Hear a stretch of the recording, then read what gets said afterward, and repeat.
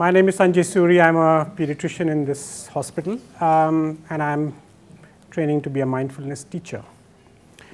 So the topic for this lunchtime lecture is mindfulness. Where are we now? So where are you now?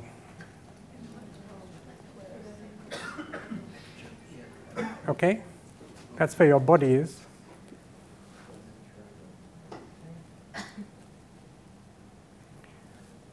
So do you want to close your eyes for just 10 seconds and just try and figure out where you are in your mind?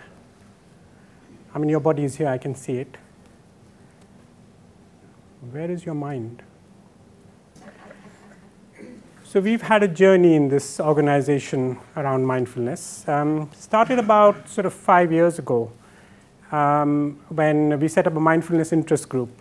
And there was a lot of interest within workplace well-being, wellness matters around mindfulness, and kind of raising the awareness of mindfulness and bringing it to this organization, mainly to help people sort of deal with stress and promote well-being.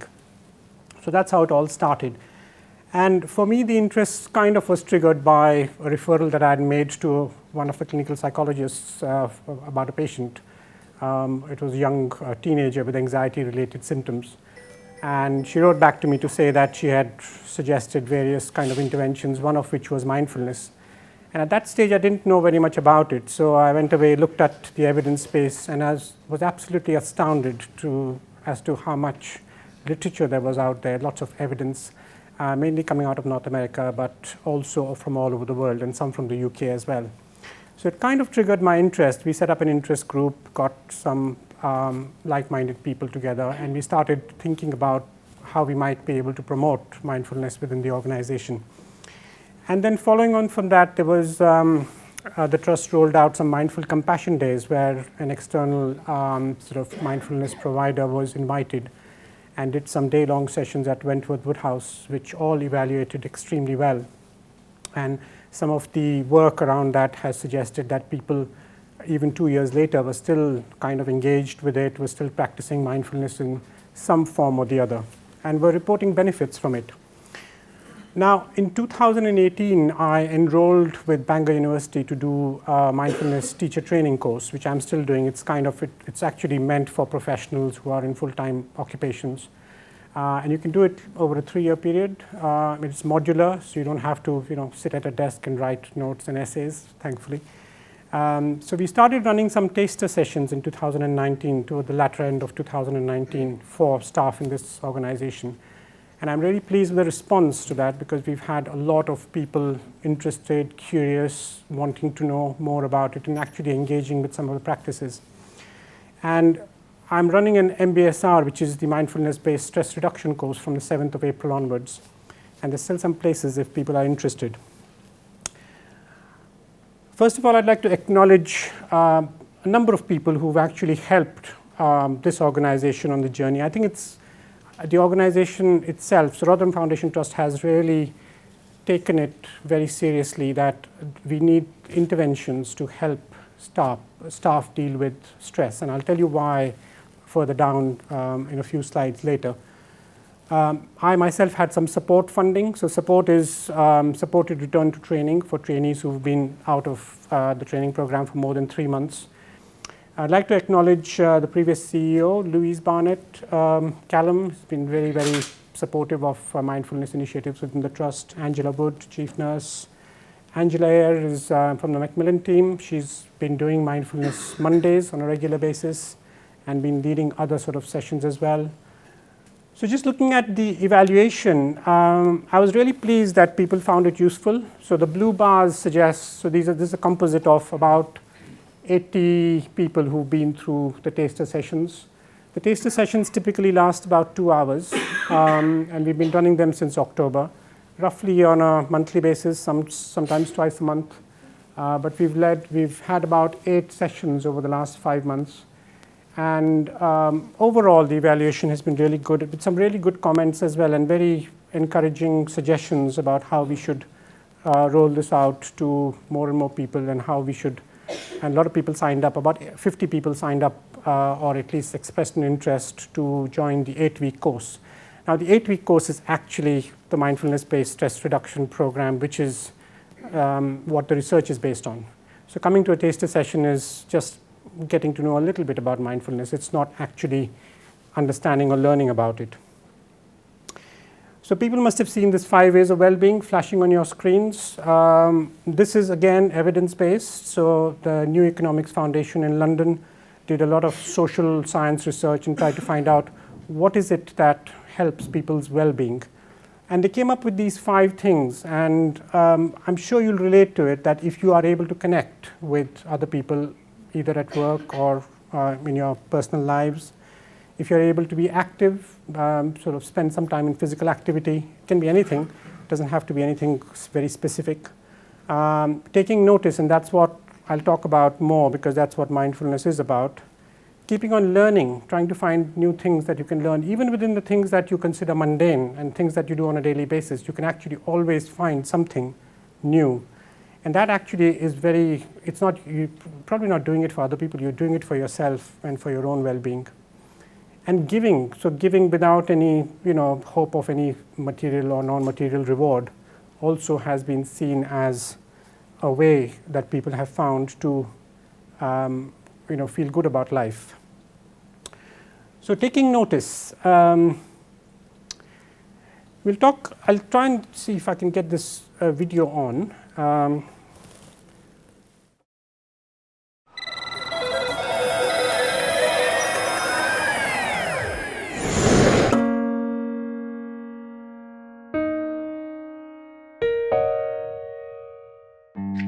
How much of your day is spent on autopilot, doing things without actually being aware that you're doing things?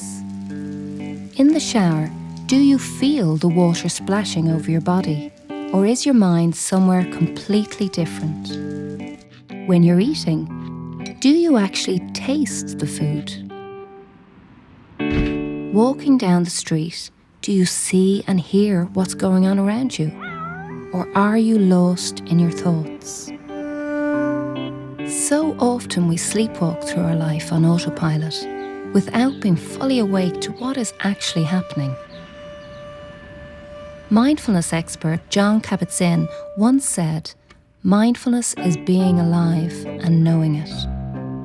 It's about noticing the small details of our experience, things we would normally rush past, connecting us with the raw experience of each moment as it happens.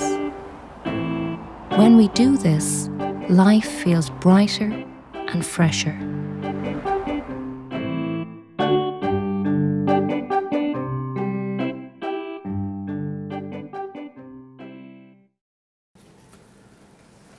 Okay, so what is mindfulness? Now, there are various definitions you'll come across, but essentially it's about paying attention. So like you saw in that animation, there was somebody who was walking past and suddenly they started noticing a leaf falling. Now, you don't have to start necessarily noticing leaves falling to be mindful. You don't have to go out and try and look for things. You can start noticing things or paying attention to things right now and right here. And that's what it's all about. It's about paying attention. But what are you paying attention to? That is often a question that is asked. Now, we tend to pay attention to things that are pleasant, so things that we like. We seem to spend time with people that we like and don't spend time with people we don't like. And our thoughts are often tend to anchor on things that we like.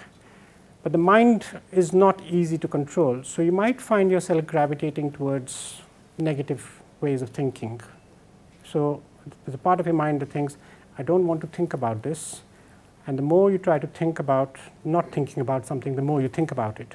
So if I asked you to close your eyes and not think about a black bear, you want to try that? So don't think about a black bear. Okay? You're thinking about a black bear. Don't think about a black bear. So the mind is very difficult to control. So what are you paying attention to? You're paying attention to whatever is happening or whatever is arising in the moment. And it doesn't matter what it is. It could be something pleasant, it could be something unpleasant. And you're going to do that without judgment, because it's easy for the mind to have judgments. We are very quick at judgments. in our job, we have to be judgmental. We've got to make decisions about good and bad, sick, not sick, dying, not dying. So we have to make judgments. But unfortunately, we make judgments about everything that arises in our head. So you see somebody walking across the corridor, and they don't look at us, and we make a judgment. They look at us in a certain way, and we make a judgment. That's fine, you can make a judgment, but unfortunately our minds are unable to let go of the judgment, and we then hang on to it. And then we build a story about it. So you don't need to read novels, you can just think about your thinking on a daily basis. How many stories do we build about things that have actually no factual basis? So, and you can, I mean, I don't need to tell you, I mean, you can pick up anecdotes on a daily basis about things that there was a fact that you noted about somebody or something, or about something that arose in your mind, and then the story that you built on top of it. And you can just experiment with it and see what happened and what that story was and how much of that was real and how much of that wasn't real. So what we are ultimately trying to do is to respond wisely and not react to situations. And it's about awareness, but it's also, there's something that brings kindness and curiosity into the whole equation. And the kindness and curiosity, the curiosity has probably come from the Western tradition, and the kindness and the compassion has probably come from the Eastern traditions. And the two have kind of blended together now to create what is called mindfulness. Now, John Kabat-Zinn is a chap in Harvard who started this whole process in the 60s and 70s when he was actually, I think he was a professor of, or he was doing some research on molecular biology, but he somehow ended up becoming a doctor and then becoming a mindfulness expert, and did a lot of research. The early research was done by his team in Harvard around mindfulness and its applications, mainly in people with long-term conditions like diabetes, hypertension. And he had the support of the physicians and the people who were looking after these patients. And they said, we can give these patients pills and we can kind of make them better and bring down their blood pressures and open up their coronaries and whatever. But we can't seem to improve their quality of life. So they used to send these patients down to John Kabat-Zinn's basement stress reduction clinic in Harvard. And he used to do mindfulness training with them. And with some astounding results in terms of, so he wasn't actually disease modifying. I mean, there's some evidence that it does actually reduce your blood pressure as well. But people's qualities of life was phenomenally better once they'd done the stress reduction program. And that's what his whole research was based on. So 2 bits, I mean, that's an oversimplification of the brain. I wish our brains were so simple. The amygdala is a bit of the brain that actually is part of fight or flight, which is, I'm sure you've heard about, which is when there is a perceived threat, and at the emphasis on the word perceived, the amygdala is activated. And what we're trying to do with mindfulness is to shift the activation to the prefrontal cortex. The prefrontal cortex is a part of the brain where more measured decisions take place. You make wiser choices. You stand back, take stock of the situation. The amygdala is reactive, and the amygdala's reaction happens even before you notice it. It's a bit like when you're driving a car and a child runs across the road, you press the brakes. You don't need your prefrontal cortex to be activated there. You need something much lower down, more primitive, to say something is going to happen if you don't press the brake, and your brain automatically reacts. And of course, then you start sweating and all that kind of thing. So the amygdala is reactive for a reason. It kind of keeps us alive. But I think we allow the amygdala to be activated a bit more often than is needed for survival. A lot of the times, our reactivity doesn't have a survival value to it. But before you know it, you've reacted.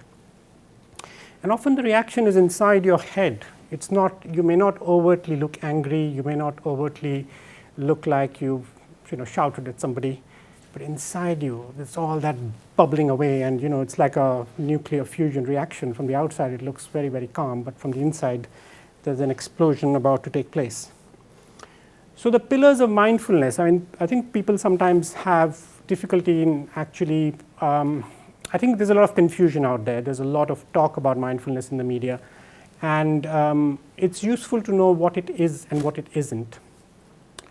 So the pillars are there is trust. So the trust is in the process. So mindfulness isn't about teaching people to become trusting. It's just about trusting the process that it will help and it will work. But you need to stay with it. It's a slow burner. It's not an overnight thing. You don't go to a taster session and suddenly your life is transformed. And it's about letting go and about choosing things that you would like to let go and not like to let go. So you are in charge. It's not your amygdala that's making the choices for your life. And the acceptance and the letting go kind of goes together. We talked about patience. They say it's non-striving. Now, why it says it's non-striving is that when we try to fix the problems in our lives which are related to our thinking in a kind of a chisel and hammer way, in a problem-solving way, it doesn't help. Mathematics doesn't help, logic doesn't help. So sometimes you just have to wait, and sometimes you just have to stand back and take stock of the situation and almost allow solutions to present themselves rather than trying to fix something that actually is not easy to fix. The non-judgment, again, I think it's something that's talked about a lot and something that's really difficult for us to do because we are judgmental. We are judgmental towards ourselves. I think we spend a lot of time in self-criticism and self-judgment. And if you can look at things with a beginner's mind, and that again goes back to, can you look at it freshly? Can you look at it as though you're looking at it for the first time? So next time, say, you're doing a clinic, you see a patient. You've seen the patient many times before. But can you view them as human beings, as somebody with a problem that you have probably never encountered before? And you might find that that experience might give you a lot more satisfaction with that consultation or that encounter. So we've talked about fight or flight, and we talked about how pressing the pause button is actually more helpful than unhelpful. So if you think of the number of times when you felt this urge to do something straight away and actually you curbed the urge and said, okay, I'll delay responding to this email. I will not respond to what somebody has just said. I will not answer that question that has been asked of me straight away. I'll say I'll come back to you later. And if you've done that, how has that experience been? And we all need to kind of work it out for ourselves. And actually, has that served you or has that been disadvantageous to you to have that pause? So they talk about something called the second arrow, which is about the pain that we inflict on ourselves. So stuff is going to happen in life. Things are going to go wrong. You cannot control it. But you can choose whether you would like to suffer, carry on suffering through it, or not suffer. And a lot of people feel that this is a very difficult proverb because suffering comes along with the pain. But the suffering is yours. The suffering may have been started outside you, but actually it is your suffering. And the more you identify yourself with your suffering, the more difficult it's going to be for you to extricate yourself out of it. So if you can keep your suffering as separate from you, so you are not your suffering, you are whoever you are, and that is another kind of existential question. You can think of your suffering in isolation and then think about, do you have a choice about how you react or respond to your suffering? So this gentleman, I don't know, have you heard of Viktor Frankl? Somebody heard of him? Yeah? So he was a Holocaust survivor from Auschwitz, and he was a psychotherapist. And the Nazis somehow found that actually he was better off alive than dead because of his psychotherapeutic skills, and he was actually spending some time trying to support some of the people in the concentration camp who were actually useful to the enemies. But what he said was that, and of course it was his psychotherapy background that kind of came to the fore, was that between stimulus and response there's a space, and in that space lies in our growth and our freedom. And he also said that there's one thing that any dehumanizing enemy or any dehumanizing authority cannot take away from you, and that is a choice about what you have, about how you're going to respond. So if your automatic reaction is to, I don't know, if somebody kills somebody in your clan and you go back and you kill some people in their clan, then that is a choice. But you may choose actually to say, I don't want to take that path, I want to choose a different path. And that bit of what a human being is able to do, which animals are unable to do, is unique to human beings. Unfortunately, I think we kind of default to the reactionary amygdala-based response more often than we need to. And this is a lovely quote from Michel de Montaigne, who says that my life has been full of terrible misfortunes, most of which have never happened. So why mindfulness? I mean, in a nutshell, and I'll talk a little bit about some of these, it is life enhancing. A lot of people anecdotally report that when they do mindfulness training or spend time doing mindfulness activities or mindfulness meditation, they feel that life is richer because they're spending more time being present with whatever it is. They're spending less time being judgmental. They're spending less time being self-critical. They're spending more time helping others, looking after others because they are in a better place themselves. And they've got an understanding that you cannot control everything in life, but what you can control is how you respond. So if you talk about control as being one of the things that human beings aspire to, then that is one area that you can actually spend more time with and try and find out what is this thing that I can actually control my life with. Because we know the mind is out of control. You can't decide what you're going to think. Your mind is very, very difficult to contain, to empty, to fill, or to regulate. We think we are good at it, but if you just look at some of our actions, we will realize that we're probably not very good at it. We're very good at justifying what we do, but not very good at controlling what we do. The NHS staff survey, we'll talk about that in a minute. It is evidence-based. Most of the evidence suggests moderate effects of mindfulness in some of the really hard measures of things like depression, anxiety. But if you talk about a population who's actually coping reasonably well, and mindfulness can just be a little bit more enhancing in terms of what life can offer you. And it's a personal practice, so you can actually be mindful and focus on your breathing without anybody noticing. You don't have to go around telling the world you're being mindful. You're just being mindful, you're just being present. And you might even argue that actually, isn't this what professionals are meant to do? Yes, they are, but we've got about 40% of our staff in Rotherham Hospital saying that they are too unwell because of stress. So that's another reality. It has become more and more socially acceptable, mindfulness. It wasn't about 15, 20 years ago. I think there were lots of links with hippiedom, new age wisdom, drugs. Fortunately, all that has gone, and I think we are left with the scientific evidence, which is very difficult to refute. We are left with anecdotal evidence, and we're also left with people saying that, oh, I went to that course and actually it's helped me. And you can't argue against that. Also, it's relatively free of side effects, which cannot be said for a lot of modern drugs. And it's compatible with every other strategy. I mean, if you like baking, carry on baking. You don't have to stop baking to do mindfulness. In fact, you need to do mindful baking. If you like to go to the gym, then carry on being mindful, do mindful gym activity. So this is the NHS staff survey, hot off the press, and you can see 41.1%, this is Rotherham, of staff in this organization are saying that the exact question is, during the last 12 months, have you felt unwell? So felt unwell, not just have you been stressed, have you felt unwell due to work-related stress? And that's why we've got a whole department, wellness matters, we've got engagement, well-being, and we know that CQC ratings have been changed because the CQC take a very high, they place a very high premium on staff well-being now. And for obvious reasons, we know that patient well-being and patient satisfaction is directly linked to staff well-being. So we've kind of been looking in the wrong place, trying to make patients happy by making sure that, we deal with complaints well or make sure that waiting times are short. But actually, if you look after the staff in an organization, you will automatically get better patient satisfaction survey results. So here's where the evidence is in all these areas, really good quality evidence around anxiety management.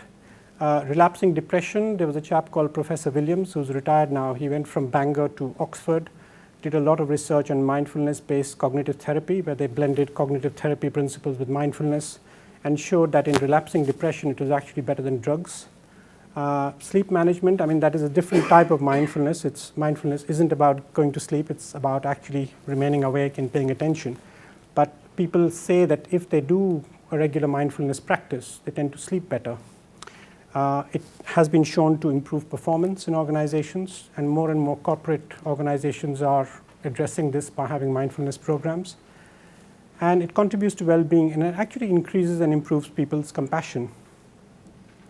So this is just to give you a perspective of that. Rotherham NHS Foundation Trust isn't unique in being an organization full of people who are facing stress. So this is a population study, and 74% of people reported in kind of 2017, 2018 that they were so stressed that they were overwhelmed or unable to cope. And 51% of adults also reported feeling depressed, and 61% reported feeling anxious. Those are huge figures in terms of what people feel they're going through. And yes, you may say that this is perception, but this is perception. This is their reality. Children, similarly affected. 1 in 9, used to be 1 in 10, have a mental health disorder. Now, all this is not necessarily related to stress. There are definitely some genetic factors, some environmental factors. But I think there's a significant component of parental stress, children's stress, and also services that cannot offer timely appointments for children with mental health difficulties. So this is the explosion that's taken place in terms of journal articles. So if you can see on that slide, so around the year 2000, 1999, 9-10 articles per year, and this is not a cumulative graph, this is year on year. In 2019, there were 1,203 articles in peer-reviewed journals on the topic of mindfulness. Now that suggests that there is a growing interest. That also suggests that there's a lot that we don't know about it. So this was a meta-analysis done. I think they had about 1,034 participants, and there were 3 meta-analyses over 12 studies. And overall, they found sort of moderate effects in reducing anxiety, reducing depression, reducing burnout, reducing stress. And this was mainly looking at physicians and medical students. That's the same study. This is healthcare workers. So this is across the board, not just doctors. This is multi-professional groups. 254 people studied over 14 studies. And those were the kind of outcomes: reduced stress, increased well-being, more confident with decision making, productivity, more self-aware. But this was obviously a qualitative study, so you'll have to base it on the results that you've got there. And this was a meta-analysis again of 2,500 people included, again showing moderate effects on all those markers. Now, a lot of these studies have got predominantly female reporting. So most of the participants or the subjects have been female. And a lot of the studies have, it's quite useful to find studies with doctors, residents, and trainees in it. But most of the studies have involved various types of professionals. Now, that may or may not necessarily be a problem in terms of the interpretation of the study, but it is a problem in terms of, I suppose, what the general perception is out there about, who is stressed in an organization. Is everybody stressed? Are some people more stressed than other people? And what sort of interventions are going to be more helpful with certain professional groups? And we have to build into that acceptability. So if a certain professional group doesn't like to sit and close their eyes for 15 minutes and focus on their breathing, then there's no point banging on about it with them. Maybe we need to try something else to help people in that group. And this was a survey done in North America, 130 residents. And that was interesting. These were all sort of doctors. 61 reported the use of mindfulness. And I think it's becoming more common among trainees. Certainly when I speak to trainees, they're saying that more and more seem to be using apps of some kind or the other. And 25%, which I think is a pretty good number, reported weekly usage of mindfulness practices. And a lot of them felt that it would help in reducing stress if they could just make it a daily practice and a daily habit. The beauty is that this isn't rocket science, and the evidence is there. The practice is fairly straightforward. You don't need sophisticated equipment for it. In fact, if you can pay attention to your breathing and sit down quietly for 10 minutes or 15 minutes every day, you might find that life is different for you. So if you can just turn to the person next to you, if you have somebody next to you, even if you don't, you can find somebody, and just for the next 5 minutes, just have a little chat about what you might do that would be a little bit more mindful in terms of your personal life or your work-related activity, something that you could do that doesn't have to be anything grand. Yeah. That's a really good example about just pausing, isn't it, and seeing what is actually going on externally and internally. There isn't this is a lecture-based format, but what we do in the mindfulness sort of workshop and the taster sessions is actually trying to think about where does stress actually reside in your body, and it's a kind of a strange thing to think about, because we take it for granted that there will be a physiological reaction in our body when there is stress. So we almost ignore it, saying, right, my heart is pounding and my muscles are tensing and I'm starting to sweat, and this person is making me really angry, and we're going like this. And we tend to ignore that as being just what happens when we are stressed. But actually, if you focus on that, and not to make it bigger, but actually just say, right, my muscles are tensing, which means, and your body will tell you much earlier than your brain will tell you that you are under early warning signals of stress. Now, if you tune into that, you can become very good at recognizing when that feeling is arising of overwhelm. So, and the problem with most of us is that we find out that we are stressed much later down the pathway, usually after we have reacted. When we've got upset with somebody said something, we got upset with them, somebody sent us an email or whatever it is, send an email back, that created a storm, and then you realize that actually quite early on you could have picked up the early warning signals within yourself that you were stressed. That doesn't mean the point that you are making is usually often right. You might think it is right, but it isn't that. It's about how you're going to actually deal with what is going to be inevitable. On a daily basis, you will be bombarded with stimuli that will be crying out for a reaction. And you need to find a way to choose what you're going to do with that stimulus. So, I'm going to be running these 8-week courses. There's still some places if people want to come. We're starting on the 7th of April. I'm going to be running some taster sessions for the deanery. Going to be doing some mindfulness in schools. I've started doing some in Oakwood School next door, and doing a breakfast session at the annual conference of our college. And these are the dates, and they will go out through the communication sort of channels. So if an alien landed on Earth and came to you with a chocolate wrapper and asked you, what does this taste like? What would you say to them? Tasty. Creamy. What else would you say? How would you describe the taste of chocolate to an alien? Sweet. Sweet, creamy, and tasty. The alien still doesn't get it. So the only way the alien is going to get it is to actually give them a chocolate to taste. So that's the thing about meditation or practices. I can spend all day talking about it. You can read about it.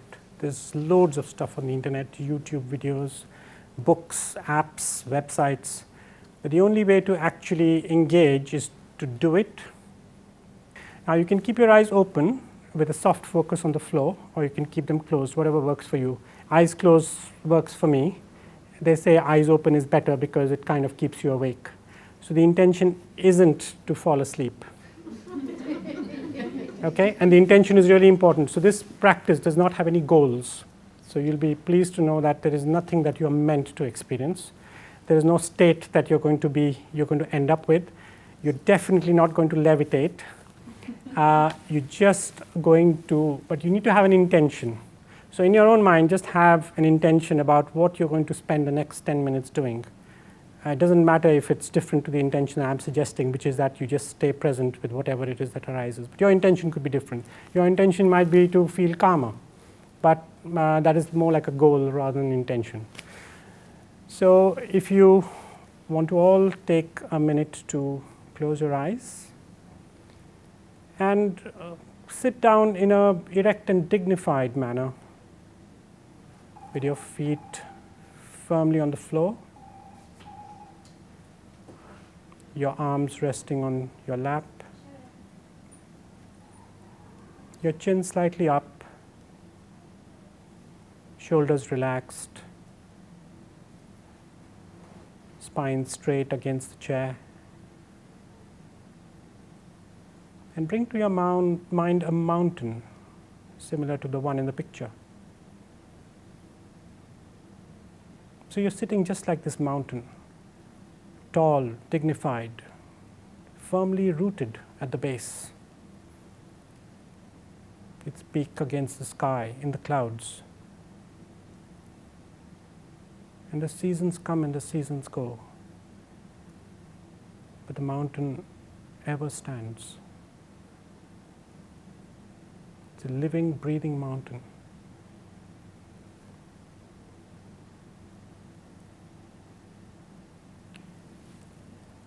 I'd like to invite you to bring your attention to your breath. So you're not breathing in any particular way. There's no technique. You're simply experiencing your breathing. So you're not thinking about your breathing. You're just staying with it, noticing it, experiencing it.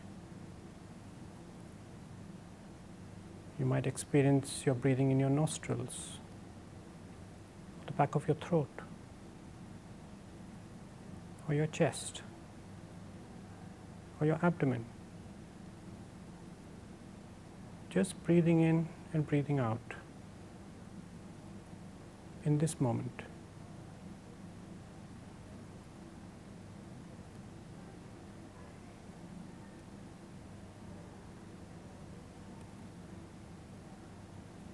Now becoming aware of any sounds in your environment.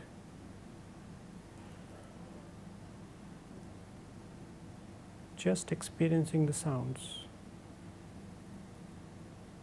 whether they're near or far, pleasant, unpleasant, just noticing them.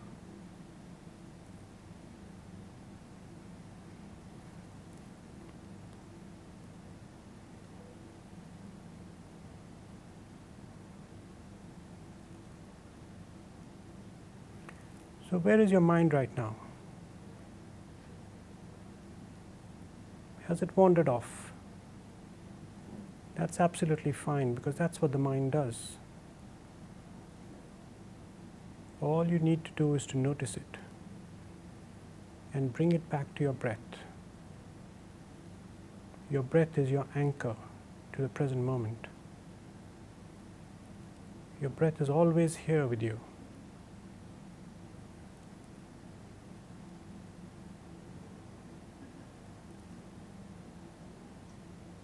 Notice any thoughts arising in your mind. Watch them come and watch them go. You're simply noticing. You're not getting caught up in the story. Like clouds against the sky, the thoughts are coming and they're going. And any feelings with them, they're coming and they're going. And you're letting them go.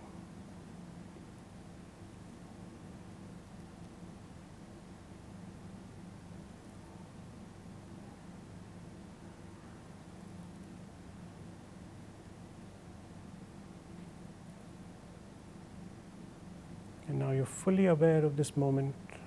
You're sitting here, noticing your breath, the sounds, the thoughts, your feelings. And you're just staying with whatever arises, without judgment, with a sense of curiosity.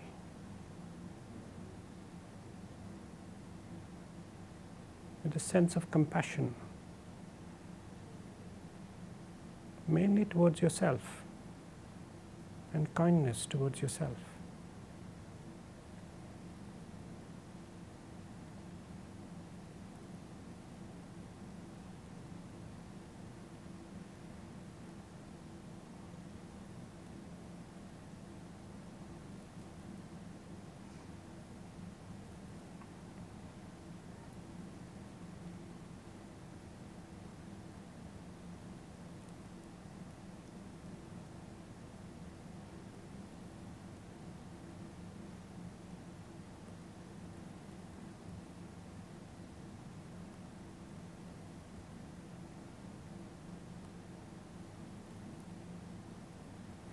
There may be feelings of restlessness, boredom, amusement. Just notice the feelings.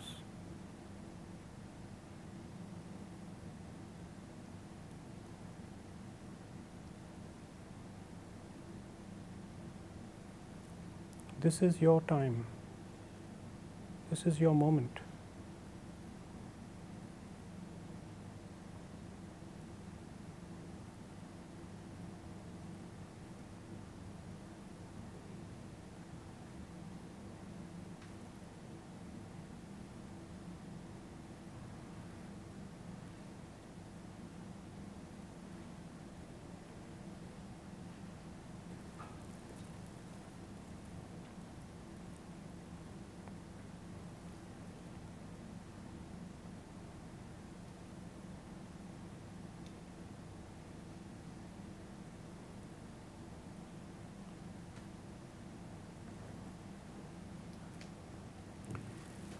Soon come to the end of this practice.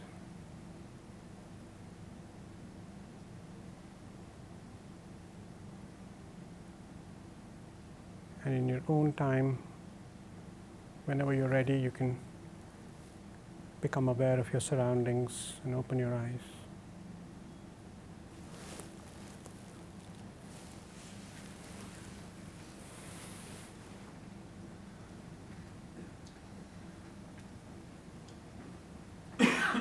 Good. Everybody still awake? Yeah, so it isn't about falling asleep, it's about falling awake. So your experience doesn't have to be what you think as positive.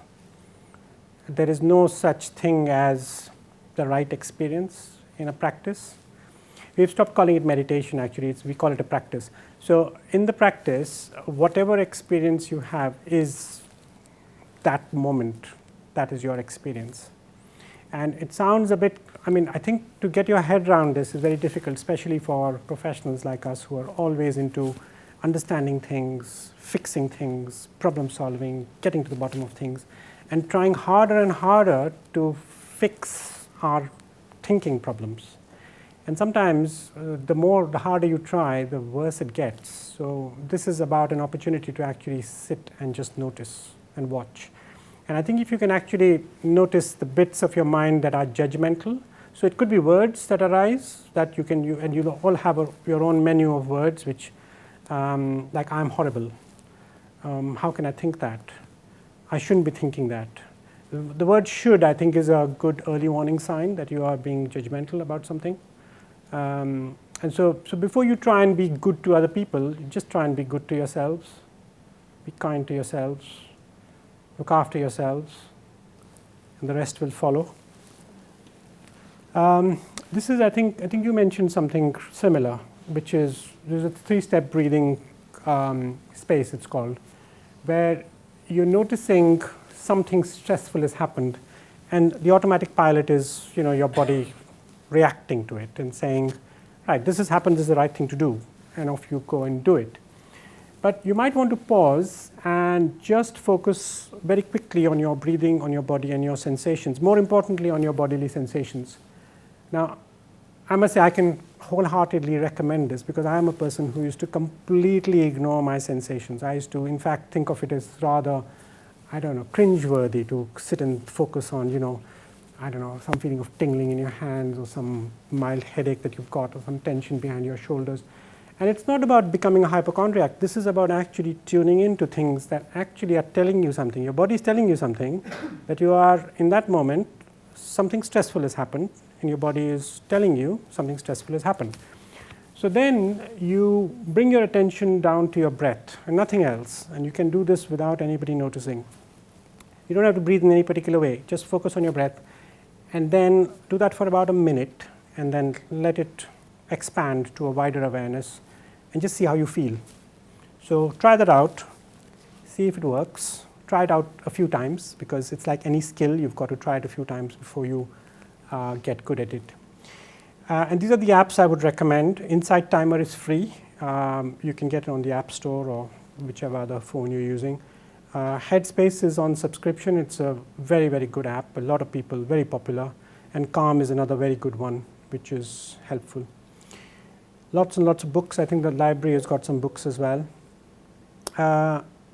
In terms of websites, I would recommend the e-learning for health, Introduction to Mindfulness, which is, if you've got an e-learning for health account, you can go and do that. It's a very, very straightforward course to do. You can do it online, and it'll give you a really good idea and probably just reinforce what we've discussed today. And there are lots and lots of really good materials available on the web, and a lot of them are free as well, which is really good. Yeah, so you can't do anything about the storms, and we've had 2 of them recently. I don't know, I wouldn't like to say this to the people who are suffering with the floods, but yeah, it's about, you can't fix life, you can't fix what's going to be around the corner for you, unfortunately, but you can try and find a way to respond to it differently.